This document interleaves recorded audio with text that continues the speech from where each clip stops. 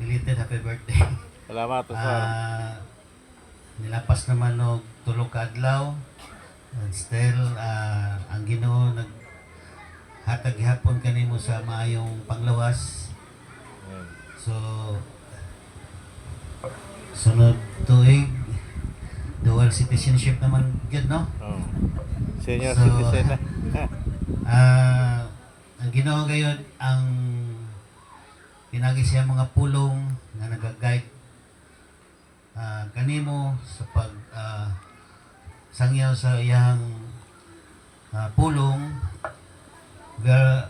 sa akong pag abot diri nga area. Pasalamaton jud ko nga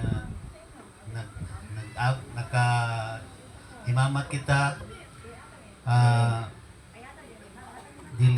Dili siya kanang coincidence lang kundi na sinati po nako ang family sa GFC for this past 2 years na, no? 2 years na sab ko nga or sa naka-join na ani nga family. Wala ko kabalo sa background sa mga miyembro, pero ang Ginoo pod nag hatag og kaning guidance nga dili ko mo stay o dili ko mapaingon nga church. So pag-abot na ko diri sa Masin, ang akong purpose is mangita og church nga akong ka-stayhan. So salamat sa Ginoo nga dili ko gipadala. And Amen. nagka himamat kitang tanan og sa kinabuhi ni pastor nga every time nga nag-share sa pulong sa Ginoo, akong gina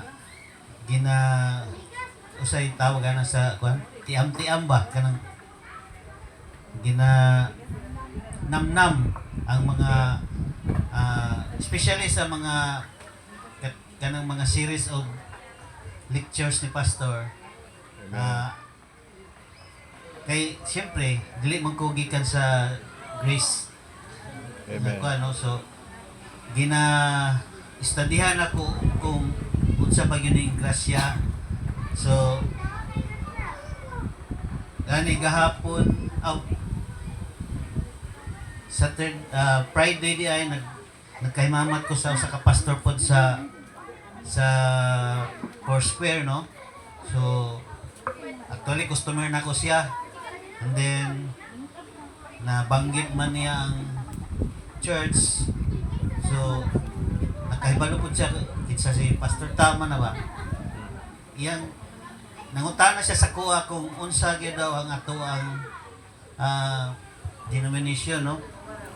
So dito nako na nasaysay-saya ang experience nako diri sa Grace. Amen. Even gani sa katong before sa nako diri sa napak sa jail, ako pong nasaysay sa niya din.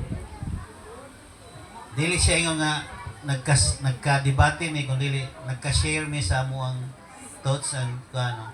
So ako po napasabot sa iya kay para kuan po na niya madunggan po niya ang side sa mga gikan sa tuang nga mga Grace Gospel Christians. So I hope nga nagka-encounter po sila ni Pastor brother ni